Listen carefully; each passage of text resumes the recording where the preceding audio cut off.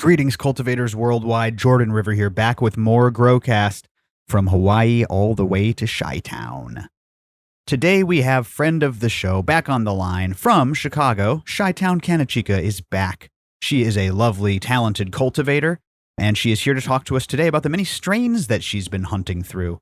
You can follow Chitown Canna Chica on Instagram. She's got an awesome page. Occasionally I like to sit down with growers who are a little bit more of a home grower, get a little bit of a home grower perspective, get some strain reviews, some gardening tips from good friend of the show, Chitown Canna Chica. I know you'll love today's episode, but before we get into it, quick shout out to AC Infinity. That's right, they make the best grow gear on the market. ACinfinity.com, code GROWCAST15 saves you 10%. That is the maximum discount. We've had the code forever. We've been partners with AC Infinity for years. And why? It's because they make the best tents you can get your hands on. They make the best inline fans, the best oscillating fans. They make really, really great quality accessories like scissors, pots, ratchet hangers, and things like that. And now they also have lights. They've got the ion board and now the ion frame bar style.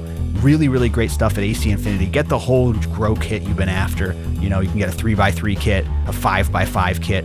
You know you want another one. Just go ahead and pop over there. Use code GROWCAST15 always at checkout for the max discount. And thank you for supporting us and AC Infinity. We love them so much. They make our favorite grow gear out there. I'm looking at 2 AC Infinity tents in my biodome, and you won't regret grabbing one. Use code GROWCAST15 at acinfinity.com. Thank you to AC Infinity. Okay, let's get into it with our friend Chitown Canna Chica. Thank you for listening and enjoy the show. Hello, podcast listeners. You are now listening to Growcast. I'm your host, Jordan River, and I want to thank you again for tuning in today. Before we get started, I always urge you to share this show. Share this episode. Make sure you're following us on Spotify or iTunes, whatever you like, and continue our mission of overgrow. See all the action at growcastpodcast.com/action. There you'll find the seeds and the membership and all the good stuff. Follow along, folks. We got some classes coming up. You know that we got some big events coming, so I appreciate each and every one of you listeners. Today, we have a return guest. After some time, I'm very excited to speak to this wonderful Midwest grower, a good friend of mine, and always meeting up at Mitsuwa to talk growing and swap genetics. We have none other than Chitown Canna Chica back on the show. What's up, Canna Chica? How are you doing? What's going on, Jordan? How are you? I'm so good. Thank you for coming back on the show. Absolutely. Yeah, we got to go back to Mitsuwa. We got to go back to Mitsuwa. That's the spot. You know, you get really baked and then you get yourself some udon or some ramen. Good times. And you were so generous when we did meet up. You have a huge seed stash and genetic library that's pretty impressive. I'm seed and weed rich. You truly are. Yeah. And you were very generous with the flower. Always impressive. Of course, at Chitown Canna Chica on Instagram is the big page where you can see all the pretty flowers. And if you've been listeners to this show for a while, then you've heard Chitown Canna Chica probably a couple of years ago at this point. What's been going on since last we spoke? You just continuing to grow fire, winning a bunch of competitions, doing your thing? So that's about right. Yeah. Same shit, different day, but still growing since 2020 and continuously learning with this crazy plant that literally should grow like a weed. But, you just got to try to coax all that good stuff out of it. You've been doing a good job. I know that you're a humble grower.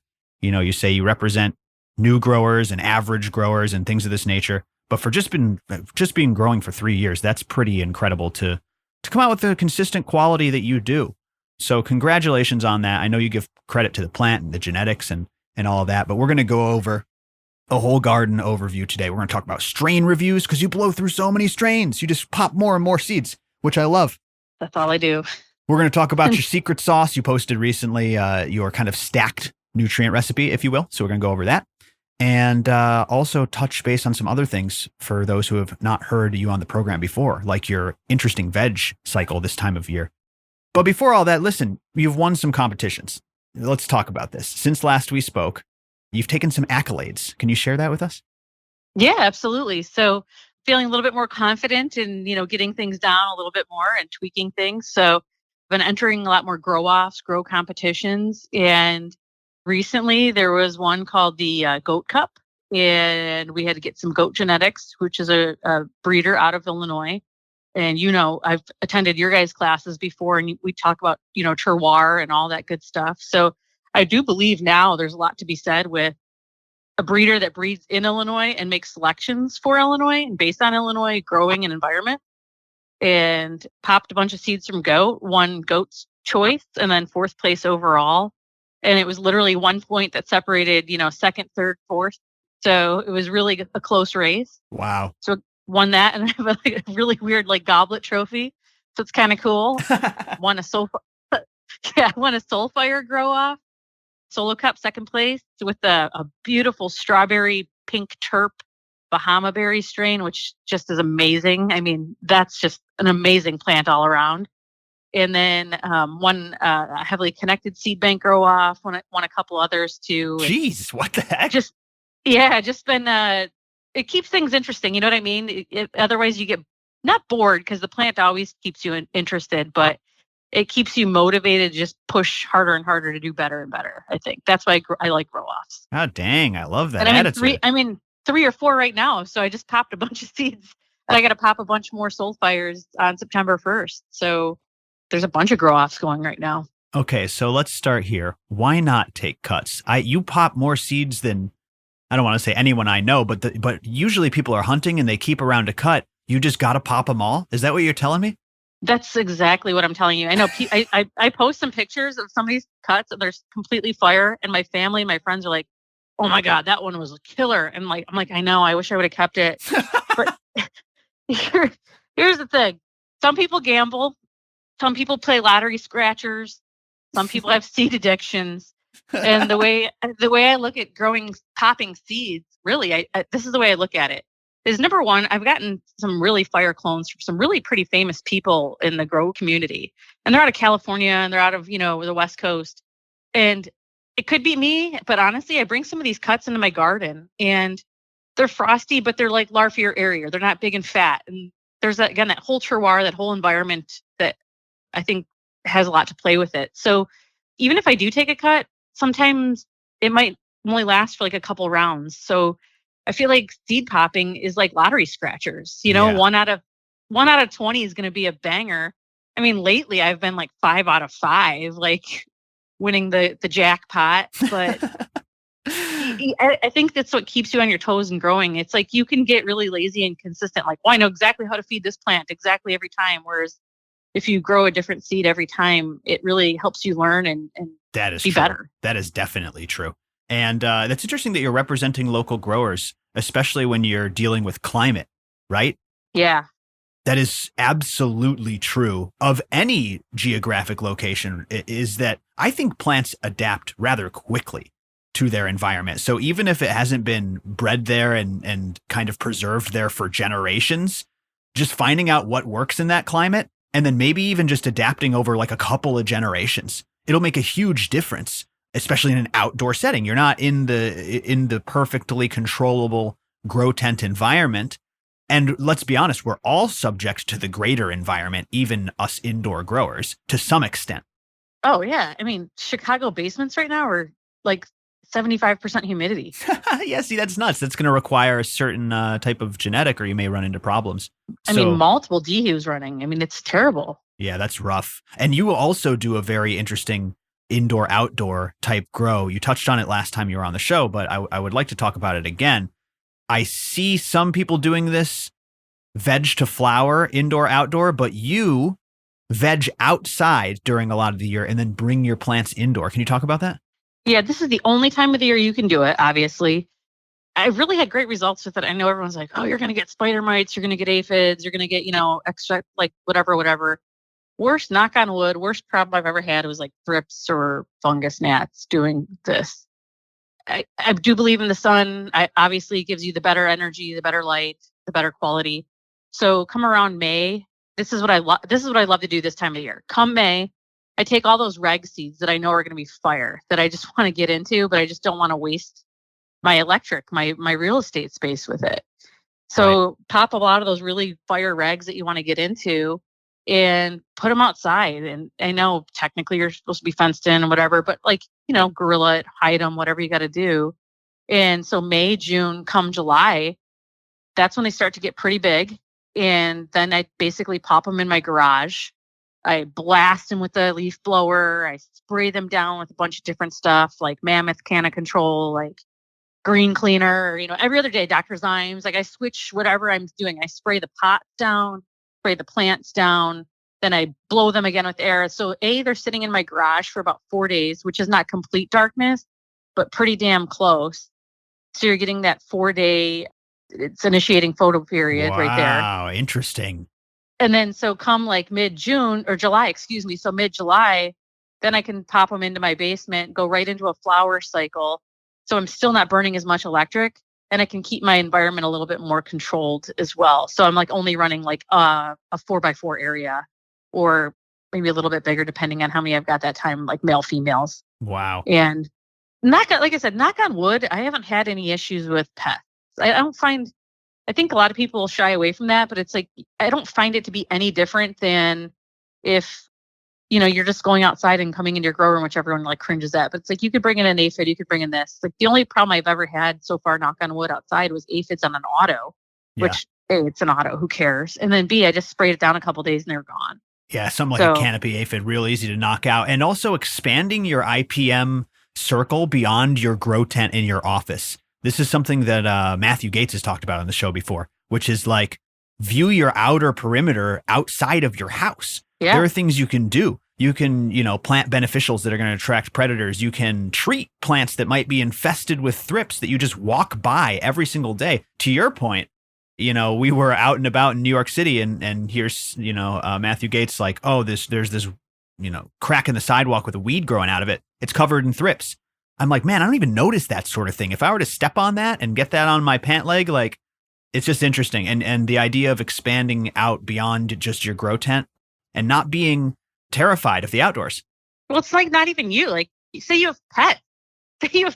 Like, how many ticks has my dog brought in? Like, those are just ticks. Like, I can't even imagine what else he's brought in the house. That is true. That is so true. So obviously, different styles work for different people, but I think this is very creative, and it fits into your kind of yearly flow. Well, the health of the plant is just freaking insane. Like, you're just giving it. So this is when I go organic. So you're just putting on like, for instance, for that, like I'll just throw in like royal gold powder on the top. Nice. So then you just take hose water. Sorry, there's chlorine in it. There's fluoride in it. There's all that stuff in there, but you're just literally taking hose water, and your plants have never looked healthier, greener, like not that dark green from nitrogen. You don't get any nitrogen claw. They prey. I mean, it's a healthy, beautiful canopy. Especially in like when your plant, here's some qualifiers. When your plant isn't being bombarded by the elements, right? And it's outdoors. It's like that meme. I'm sure you guys have seen this meme with the buff dog and the skinny dog, and the buff dog says, my outdoor plants growing out of a crack in the sidewalk with plain hose water. And then the indoor plants is like my pH is, 0.1 off. There's something about that outdoor vigor. Again, the environment aside, if you were to put that vigor in a vacuum, something about outdoors, just they love it. So you veg them outside and bring them in. Like even the natural dryback and like your courses with the soil and the microbes that you just naturally get from like bird poop or whatever. Yeah. So there's like that unknown that you're getting just from nature and the air and the wind. Yeah, it's true. I love it. But your drybacks are spot on every damn time, no matter what type of pot you're using outside. The drybacks are perfect. Yeah, that's a good point too. You're just going to have a lot of a different expression, I feel like. Very cool. Yeah. And then the extended kind of shady period to kick them into flower. You have a unique growing style. That's, I guess, what I want to highlight is there's so many ways to skin this cat. And most importantly, do what makes you happy, whatever you like that makes you happy. I think what you do highlights also do what fits with your life. Like you got other shit going on, you know what I mean? You're busy. And this time of year in your climate, on your property, in your house, it makes sense to like do it this way. So I just encourage everybody to look at it like that and find a style that works for them and more importantly, makes them happy. 100%. So I want to talk about your regimen because you try a lot of different products. You do like a synganic type thing. You recently made a post about your quote secret sauce. Can you just go over like your base nutrients, your favorite additives, and what you talked about in that post? Yeah. So I do a bunch of different things. So veg, I'm relying mostly on the soil. and I do a fresh bag of soil every time. I don't make my own. Like you said, I'm really busy with work. So like I just go to the grocery store, buy a bag of soil, and I plop it in there with some myco, And so veg, it's very minimal feed. It's pretty basic. It's like a couple nitrogen boosts here. If I see a deficiency rolling, which when you see a deficiency rolling, you're already 2 weeks behind. So I never go with an organic. That way I go with salt. But so veg is pretty much all organic, like a good soil, like Royal Gold Mendo mix is a lot what I use, Pride Lands, whatever they got on sale, quite frankly. Hell yeah. And so then veg, very minimal. And then once I flip to flower, that's when I start going a little heavy and hard at the plant. And I do a full organic tea a couple times feeding during like that transitionary period. And that's with like cultured microbes. And it's more of like a microbe type of tea. So throwing in like after your guys' class, like I have all these microbes, you know what I mean? And I don't even know when to use different ones. I'll be honest. I like photosynthesis plus, mammoth pea, hygroben, king crab. I'll be honest. I have no idea when to use different ones, but I do remember from your guys' course, like mammoth pea like dominates. So I tend to lean towards that one most. But I mix them all in there and I just kind of tee it up. And then come flower, that's when they get pushed hard. So I do get that little bit of a tip burn, whatever. And it's a salt organic approach. So it's Floraflex full tilt cycle. But what I do is I don't give it the full, I feel like these nutrient manufacturers want you to use like a ton of nutrients. So whatever they tell me to use for 1 gallon, that's what I'm doing in my fat 5-gallon bucket that probably has 4 gallons in it. Oh, interesting. Yeah. So it's probably like a 4 to, very diluted ratio, which I still get tip burn, which is weird, but it's a very diluted ratio of the full salt, get up. I suspect that it's because the biology is probably still surviving at that lower dose and delivering those natural nutrients too. You have a true synganic approach. Yeah. That's what I would consider synganic, which is there's probably still minerals being delivered by the microbiology, and then you're adding these chelated minerals as well, right?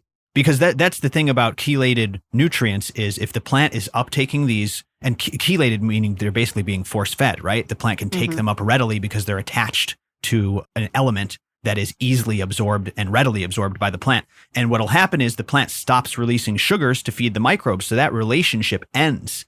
But if you keep the microbiology alive and thriving and you just add a little bit of chelated nutrients, what's going to happen there? What's the point of diminishing return? What's the dividing line? I don't know. All I know is your garden sure looks beautiful doing this style, and you don't have to use the full dosage. Oh, that's so true. Yeah, that's true too. Like right now I've got some, and I'm on week 5 and some are still purpling out. I mean, they look beautiful. They're fading out, and could be the temps, but it could also be like that, the PK, but they still look good regardless. And I'm probably missing nitrogen on a couple of them, but that's what you get when you grow different cultivars.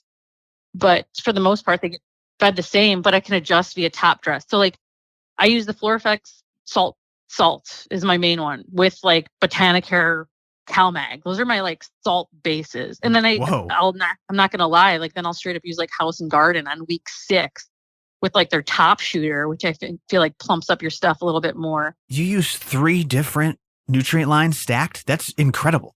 The way it sounds dorky, but it's kind of like, I don't use them like religiously. It's like 1 week. So like you don't eat spaghetti and meatballs every day. Speak for yourself. I am from Chicago. I mean, come on. I mean, yeah, if you ate an Italian beef every day. Beef every day, I was just going to say that. You definitely have some like vitamin and nutrient deficiencies, in my opinion.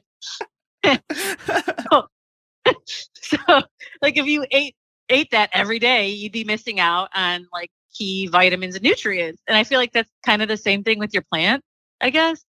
So like I kind of like to spin it up a little bit here and there, still doing that diluted ratio, and then green grow. So green grow is my organic. Hell yeah. So I'll go like green grow like on week 6 as well with like flower finisher top dress, like they're bricks. And that's in like my basis of my like my transition tea as well. So I'll throw in like their green aminos, I use the earth shine, like all that nice stuff. Yeah, we just had them on the show. That's awesome that you're shouting them out.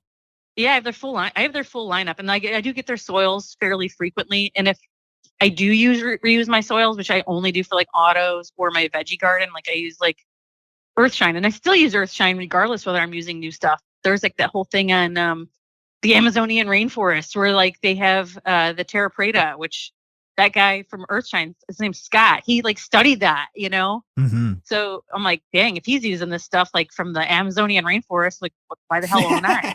Bring it on, baby. I love it. And it's cheap. It's cheap too. It's like $25 a bag. It's not like it's going to break your bank. I think we have a code too, code GROWCAST or growcastpodcast.com/discounts. We got a code with Green Grow. Good guys over there. Yeah, I think we had Mark from their team on the show. Yeah, Mark. Yeah, Mark, good stuff. He's the owner, yeah. So for veg, like I'll use Royal Gold veg stuff or Pride Lands veg stuff. I'll kind of use them interchangeably. So just top dress. But then like I said, flour, I use their full lineup for like teas and then end feeding. Like, so like and as you're doing salt lines. I mean, listen, I guess, do you get a lot of samples and stuff? Because yeah. I mean, but I have like $500 with Floraflex. Like I paid for it. You just stocked up. Yeah. Yeah, that's smart. That's smart to stock up. But you're using a true stacked line. When I first started growing and Wolfman handed me the Bayside Garden Supply feed chart, it was a stacked line. It had cutting edge as the base, and then it had these other, CalMag additives and sugar additives and different stuff.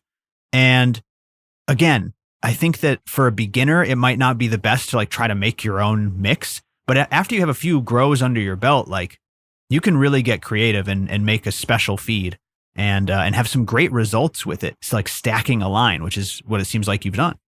Well, yeah, it's kind of like I'm a good cook. In college, I was a bartender. As long as you kind of like know what each thing does, yeah, and you can kind of figure it out to coax results and flavors out of your plant, I think you're going to be okay. As long as you kind of know the basis of it. Like in my industry is dentistry. Like I always get a kick out of when doctors ask me like, can I do this, or this? I'm like, well, chemically, yeah, you can. I'm like, you're wasting money if you do this, or this, but you can do that. Or, why don't you do this, or that? It's the same thing with growing. And I think that's why I really like flocked to it because it kind of just fits what I know. If I know the baselines of each product, I know I can use them. Like I said, I don't know the baselines of each microbe that I have. I have every microbe, no demand, but I mean, I use them all. Yeah. Listen, variety is the spice of life, right? Yeah. So diversity is key. Yeah, exactly. Do you use any, if I remember correctly in your post, do you use Power SI? I do.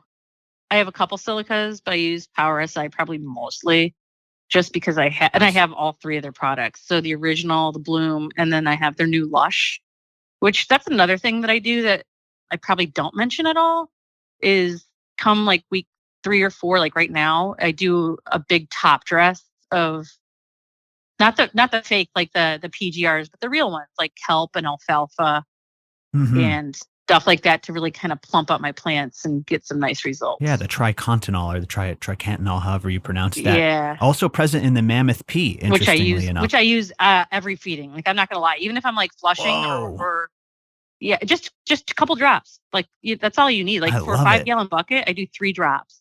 That's incredible, and that's the phosphorus solubilizing bacteria.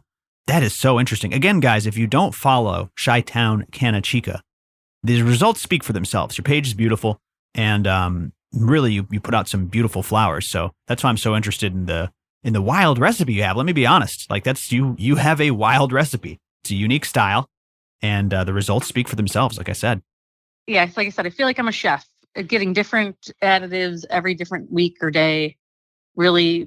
It gets you areas where you miss. Like even like pHs, like I'll fluctuate them to like 6.2 to 6.5. I feel like sometimes like one week I'll go like 6.2, next week I'll go like 6.5, just so I can make sure I'm hitting all my notes. Blue Mat Auto Watering System code GROWCAST is active for 10% off, and this is only until October 1st. That's right, only a few days left. SustainableVillage.com is the website that you can pick up your blue mats from. Code GROWCAST gets you 10% off. The only code you can find out there in the cannabis community. That's why we like Michael Box and Sustainable Village, because they hook us up. Blue Mat is the best auto watering system. No more timers, no more drips. The Blue Mat auto watering process detects the pressure in your soil to accurately add the perfect amount of water, no more, no less. It is the most even watering system you can find. If you got pots, if you got beds, cocoa, soil, whatever you like, go ahead and grab a Blue Mat system. Now, if you're a home grower, call up Sustainable Village. They will design you a system for free. They won't sell you anything more or anything less than you need. And you use code GROWCAST, tell them GROWCAST sent you, they'll give you 10% off. So if you need a big system, if you need a little system, you can get it designed professionally by the pros and get that Blue Mat system now with code GROWCAST for 10% off. Never have to go in there and hand water again. Or if you want to add some teas or compost teas or anything you want on top of it, do a little hand watering and Blue Mat automatically adjusts. It's the smart way to put watering on autopilot in your garden, and now you can grab it for 10% off. SustainableVillage.com, code GROWCAST for your Blue Mat systems. 10% off, baby. Thank you to Blue Mat. Thank you to Sustainable Village. Thank you to Michael Box. And enjoy those watering systems, everyone. Now, what about senescence? You mentioned your plants finishing off earlier. Is senescence a big part of your game? How do you deal with the pre-harvest stage? So that's where I go microbes, and that's where I go all organic. Again, so you basically do Synganic for the bulking period. Yeah, so like up to like week 5 or 7, depending on how the plant's moving, that's when I stop the salts. Wow. And then I go straight microbes, sugars, like bricks, and then teas and all that good stuff to finish. So like at the end, they have the green grow flower finisher, which is like a powder. So I'll put that on like week 6, 7, 8, whatever the week is. And then it starts to dwindle down and goes straight into like more like microbe water, sugar water. Wow. So you do an organic senescence on the back end. Yeah. So it's not like a flush. It's not like, I wouldn't call it a flush. You know, it's still got stuff in it. It's just not salty. Well, you're letting the microbiology then break down any remaining salts, especially if you didn't overdo it during the bulking. You say that you add a smaller amount during bulking, a reduced period. So there's much less likelihood of a lockout or too high of salinity. And then you add more microbiology to break it down. And that's where I tend to get a really nice fade as well. Yeah. Oh, that makes sense. That makes perfect sense. And then you're relying on the microbes to exchange what the plant needs, allowing it to naturally senesce when it wants to. And the key to this too is I spent quite a bit of money and I bought myself a really nice light and a really nice controller. And I also fade it out. So like now I do like a sunrise, a sunset, and I go to 11 hours, like in the back end. Oh, nice. So they kind of fade out to natural light type of thing. Now that's an interesting one. I've noticed that really helps certain cultivars finish. And I think even Dr. Coco said there may be some reason to believe that from like a scientific perspective, but it's been a thing in the community for a long time, which is I have this long flowering strain. And if you run it on 12-12 the whole time, it like never finishes essentially. If you switch it to 11-13 or have it on 11-13, it'll finish properly. I don't know if that's something you've observed as well. I do. I'll be honest. I'm getting tired of some of this like 10, 11, 12 week stuff. So I try not to run that as much. Some stuff it's just like just finish. So I got, I mean, it helps because I'm cheap. Like I don't want to keep paying these ComEd bills that are just ridiculous as well. So the 11 and 13 helps you save money, but I do feel like you get a better finished result than when I first started and I was just doing 12 and 12 because that's all I knew. Wow. Okay. So I like it. Again, play around with these things, guys. If you have something that you're inspired by in this episode and you're going to try or you like, let us know. I do appreciate the nuances to these grow strategies. So before we wrap it up, what about the dark period? You fade it out, but do you do a dark period before harvest or no? Sometimes I do, sometimes I don't. I'll be 100% honest. It really depends on like my veg backup. So if I have stuff that I just need to plop right in, sometimes I won't, or it really varies. It just depends on where, if I got a plant that's a monster that I need to throw into flower, then I won't, or I'll chop it or whatever the case may be. Do you see a big difference, little difference, or you just do it because you like to? I just do it if I got time. Yeah. Like I haven't saw much of a difference with like the ice thing. I haven't saw much of a difference with anything. If anything, once it's done, and I just want to chop it because I mean, we've all been there where you have something, you're like, oh shit, I went an extra week and now I've got bud rot. Yeah, that's true. You know what I mean? So sometimes it's like, don't count your chips before, your chickens before they hatch type of thing. Like, I just want to get this done sometimes. I totally agree with that. But you're right. I will do some of those end of flower tricks if the schedule allows. If the schedule allows and the bud looks right. Some of these things are so fucking huge and fat. Like one bud is like wet. You're like, this fucking thing's like a half an ounce as it is. Yeah. Wet weight. You're like, these things are so fat, Mac Daddy, and anything could happen where like you might have like that bud rot from the inside out that you didn't even see. So sometimes you're just like, damn, I just need to chop this thing up and get it hanging, get this environment right. Been there. especially in a humid basement. Yeah. Got to know your environment. Got to know your environment, especially for different strains. It's so strain specific. Let's talk about that. Let's get into, I mean, I picked out a couple of strains just looking through your page, looking for ones that looked extra impressive or had unique shapes and structures and things like that. So I have a little list here, but I know you wanted to talk about one that you were super impressed by. I think you referred to it earlier. Talk to me about the Bahama Berry. I think this is Soulfire. Yeah. Yeah. So I always get a kick at my favorite thing. Like, I'm kind of newer to this. I'm older. So I remember as a kid, like, you didn't know what kind of weed you were getting as a kid. It was just like, oh, whatever you got. And, oh, this is a hydroponic Afghan skunk. And that's all you got. And now it's like everyone's got, this is lemon cherry gelato. This is this. And very rarely do you pick up those flavors. Like, sometimes when someone says it's a cream, you can get that creamy aftertaste. Sometimes you get this. I almost never get that. Like a sour diesel, yeah, it smells like, O'Hare Airport or whatever. But this one, the Bahama Berry, I love because it actually is strawberries. Like, you literally get that strawberry flavor out of it. It's raging strawberries. And not only that, the color profile is like a hot pink. Oh. I want to grow off with that strain from Soulfire. And I mean, and I've grown it a couple of times now, and I barely do that. You know what I mean? Where I grow it again and again. But it's just so nice that you actually get a really strong strawberry terp in the front and in the back. It's not like you get a little bit of this and it's weed, it's strawberry. That is amazing. Not the most common terp, I would say, too. No, and that's probably like one of my favorites recently. Like, that's just been what they say it is. And I appreciate that, and it's unique. I would love to get Soulfire on the show, do a breeder feature. We have not spoken to anyone from Soulfire. So. Oh my God, you guys should. He's like one of the nicest dudes. I met him in Chicago. Him and Exotic Mike Big Stimmy came to the Schaumburg Convention Center, and I met him, and I was like totally like being like a dorky fangirl. I can hear it in your voice right now. Yeah. So I was like totally dorky, but I'm like, my mom's like, where are you going? I'm like, I'm going to the Schaumburg Convention Center so I could go hang out with these guys and check them, just meet them, 'cause they seem like cool dudes. We're all like the same age, They've been doing it a lot longer than I have. But I was just so excited. I gave them some joints of my Bahama Berry because I was so proud of it. Oh, that's cool. That's why it's important to get to these events. You know what I mean?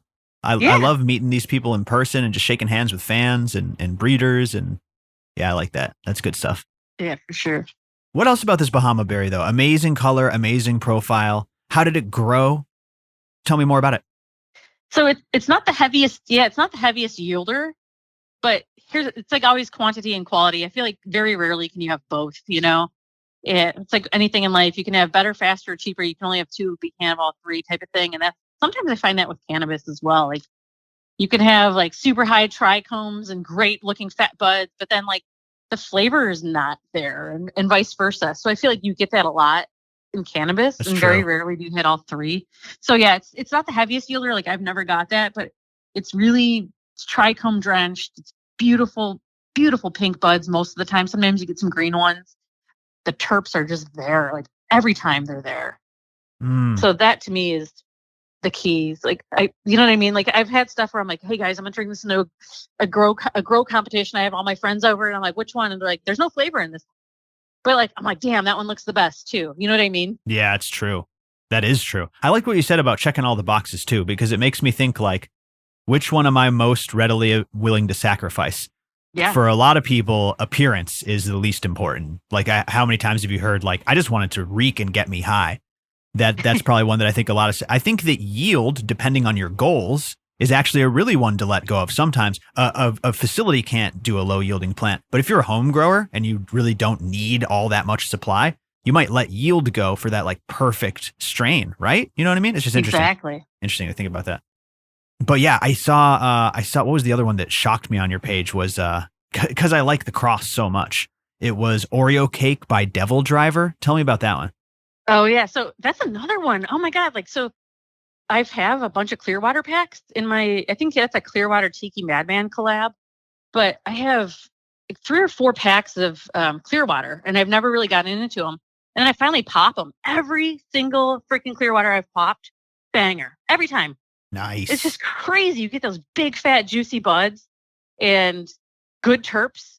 So that one's a little bit more in that like floral perfumey type of terpene profile. nice thick buds, drenched in trichomes, decent yield, beautiful fade, nice color. So that one's been a favorite lately. It's just finished curing, quite honestly.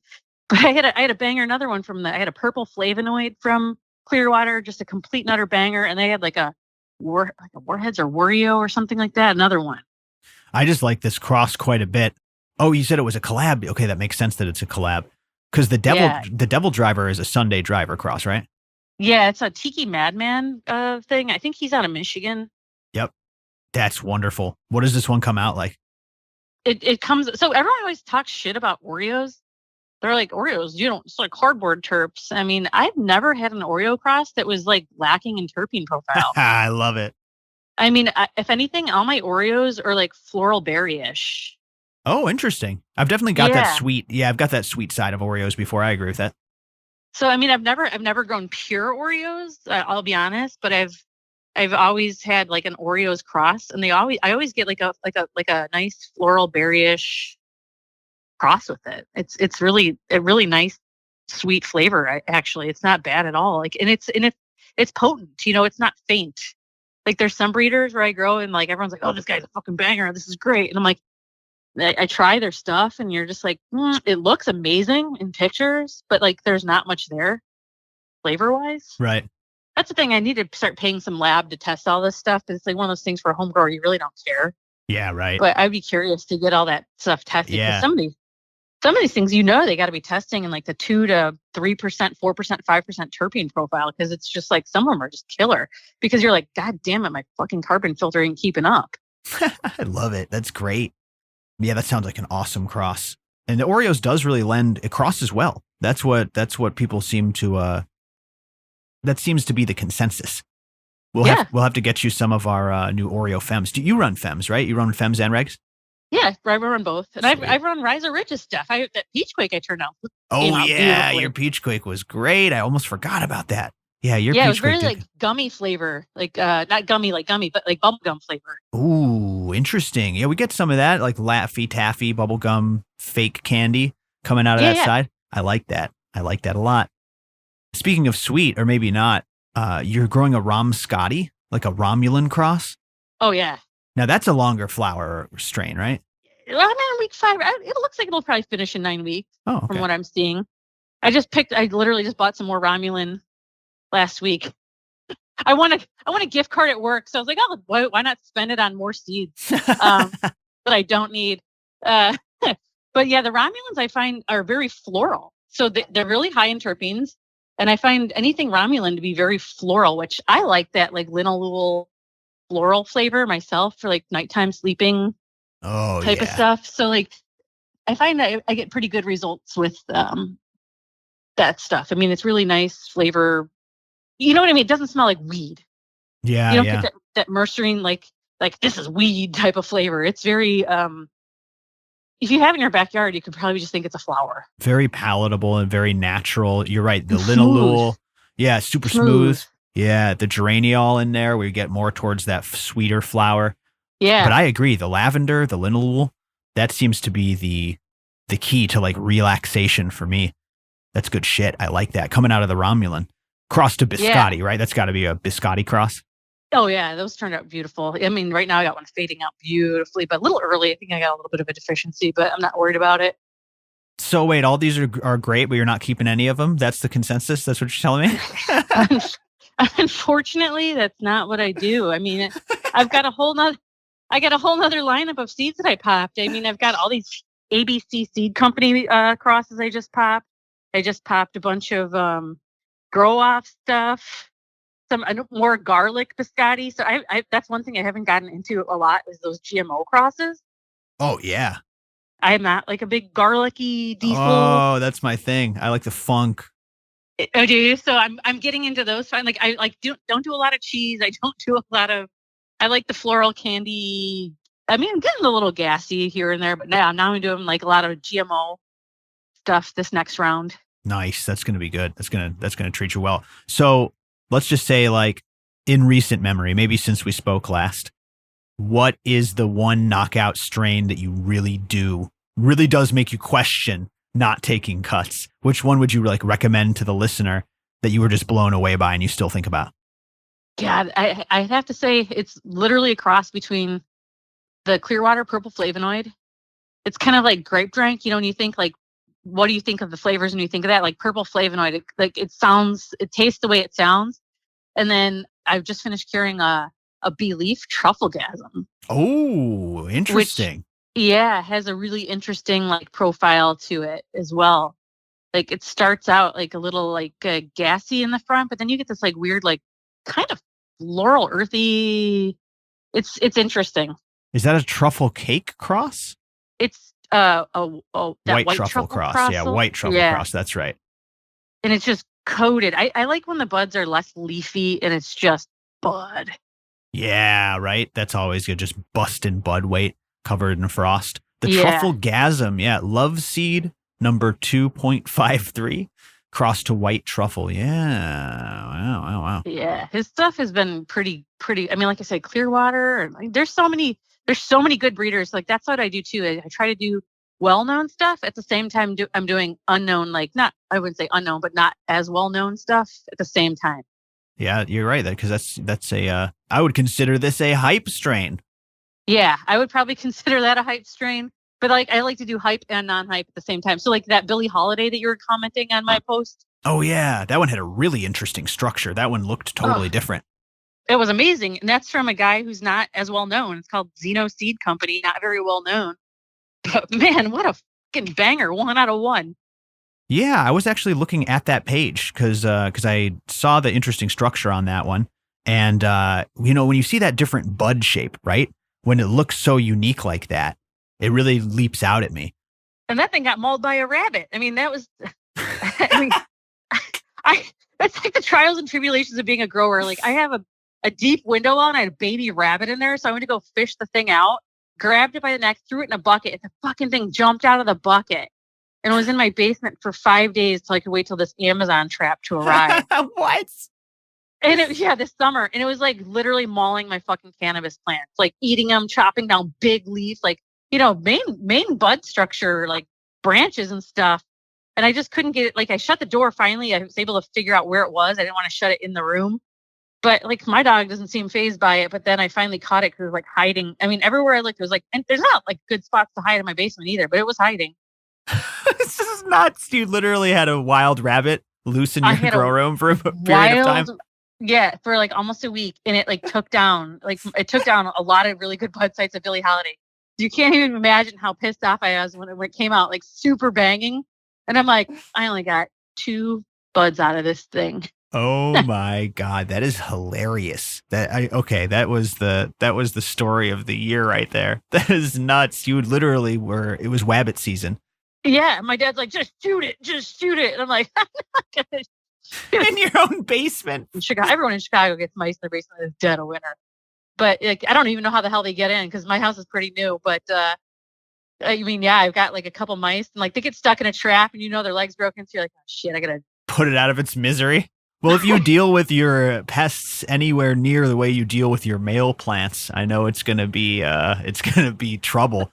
There was a while you were making those posts where you were like samurai sword chopping up male plants. Oh, dude, my blowing favorite away was the balloon. shotguns. I went to Dollar Tree and bought balloons, and I like released this male, and it started literally flying towards the police station. And like, what the fuck? You tied a balloon to the male stalk and then clipped it. I bought these like blue balloons for like Dollar Tree. Wrote "It's a boy," and I literally tied this thing to it. This male plant, and I released it in the sky.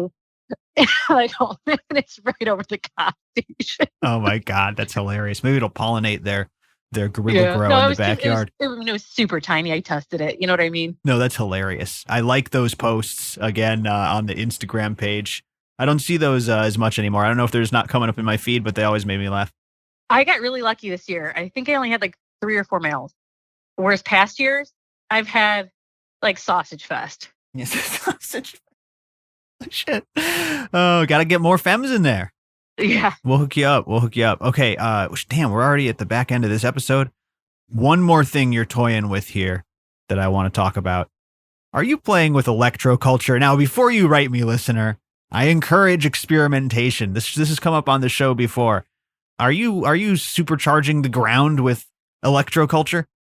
Well, it's not that. It's if you take a copper coil or a copper rod. So I have both, like just copper pipe, copper coils, whatever. When you stick them in your garden, supposedly the electroculture, like the ion exchange, is supposed to supercharge your plants. And I'm not kidding. I've been getting, like I said, either I'm getting really lucky with genetics, like 1 out of 1, 5 out of 5s with bangers, or this, variable's really working. My tomato yield compared to my mother's was and we had the same plants, like we shared the same plants. I crushed hers. Like my cannabis yield, like that's what I'm saying. Like that Billie Holiday plant, that Oreo cake, Tiki Madman cross, like all those had my copper pipe in them. Wow. Okay. So I'm going to try this out myself just because it's so easy to test, right? Yeah. If you're using a bamboo pole, just take copper wire and wrap it around the bamboo pole. This is interesting. I'm already looking this up right now further. So you tried electroculture and you feel like you saw results and you're going to do it again? Oh, yeah. I mean, I'm continually going to do it again. Like Nice. I just started it this year. The more and more I read, I'm like, you know what? I have all these copper pipes in my house and wires and all that. Like, why not? What do I have to lose? You know what I mean? You're still sticking a bamboo stake or two in your plants regardless. Why not try it? I like that. I like that attitude. Yeah. So, either, like I said, it could be the genetics, it could be both, it could be everything, it could be nothing, but I've been getting really lucky this year. I love it. That's cool. I'm always encouraging experimentation, and I love that you're playing around with that electroculture. What's next? What's next on the menu? Any other experiments or stuff you're popping, or just same old, same old? What's coming down the pipe? Yeah, just a couple more grow offs going, couple more. I got a ton of testers I always promise people to do. So I'm doing a grow off, right? Again, Soulfire grow off, Solo Cup Soulfire grow off.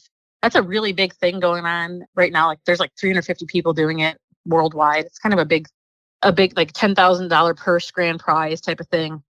So got that going on, and then just continuously growing. Now moving everything indoors. Everything now is indoor season, and just going to keep moving on and experimenting and trying new things. I mean, that's all we can do.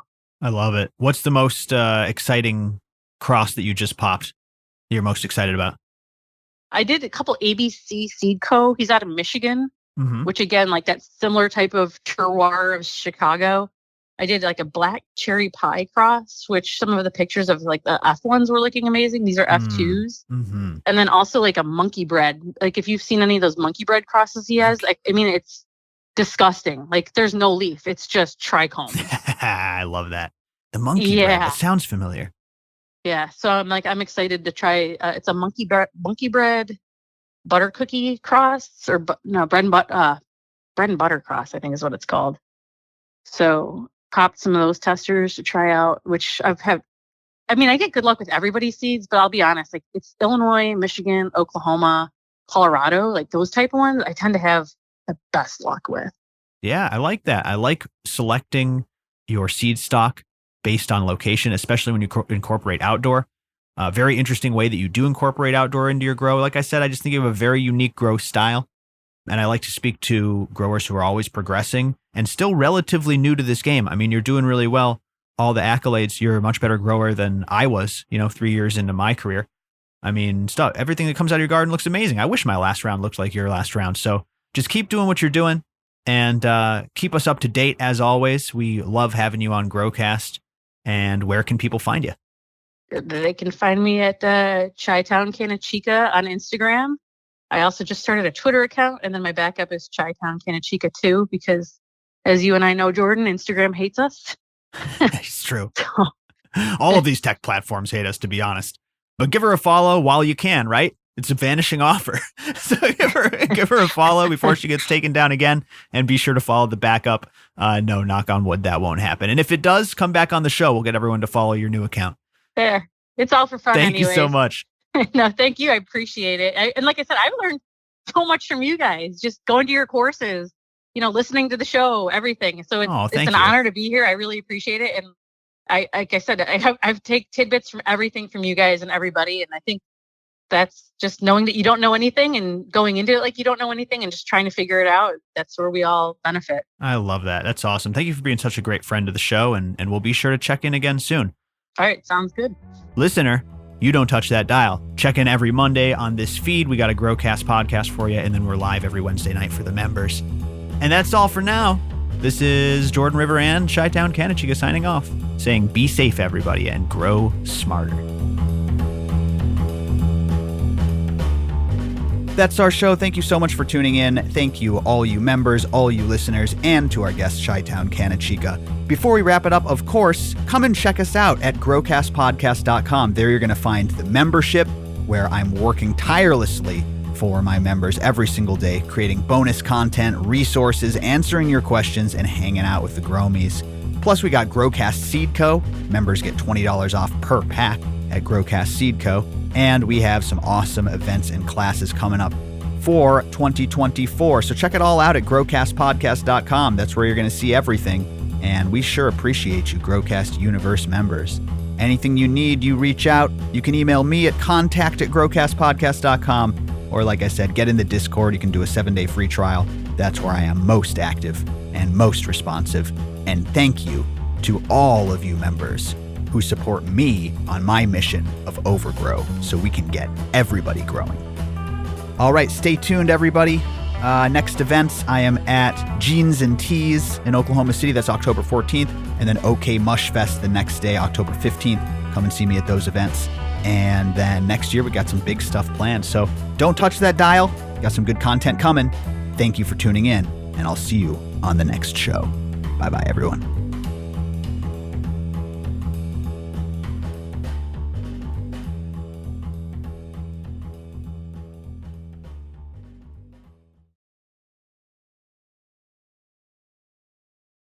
A sour diesel, yeah, it smells like, O'Hare Airport or whatever.